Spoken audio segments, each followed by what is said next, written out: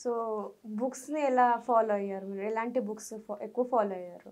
అయితే మేడం నేను ఏం చేశానంటే మామూలుగా మార్కెట్‌లో దొరికే బుక్స్ అందరిలాగా పికప్ చేసుకోలేదు. హ్మ్.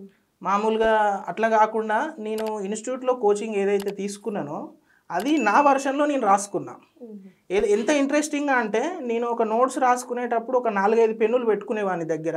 కలర్‌ఫుల్‌గా మ్యాప్ పాయింటింగ్‌తోని చాలా ప్రిస్క్రైబ్‌గా ఎగ్జామ్ ఓరియెంటెడ్‌గా ఏది ఎంతవరకు అవసరము, ఏది ఎంత ఇంపార్టెంటు అని చెప్పేసి అంత క్లియర్‌గా నోట్స్ రాసుకునేవాడిని ఒకటి. హ్మ్.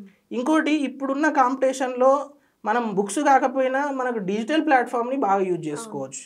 లైక్ ఎలా అంటే మామూలుగా చాలామంది ఇన్‌స్టాగ్రామ్‌లో దాంట్లో సోషల్ మీడియాలో మనకు తెలియకుండానే ఎంతో టైం వేస్ట్ చేస్తుంటాం. అవును.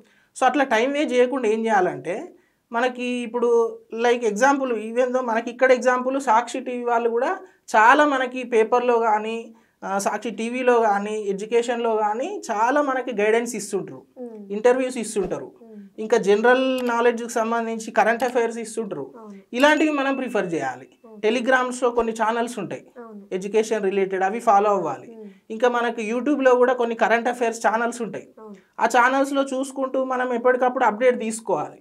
ఇవి కాకుండా కొన్ని గవర్నమెంట్ వెబ్‌సైట్స్ ఉంటాయి. లైక్ యోజన గానీ ఇంకా అలాంటివి.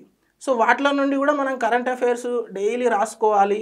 న్యూస్ పేపర్ చదవడము ఇవన్నీ చేస్తూనే మనకిప్పుడు ఆన్‌లైన్‌లో మేడం అంతకుముందంటే ఎడ్యుకేషన్ కాంపిటేటివ్ అంటే చాలా కాస్ట్‌లీ ఉండేది.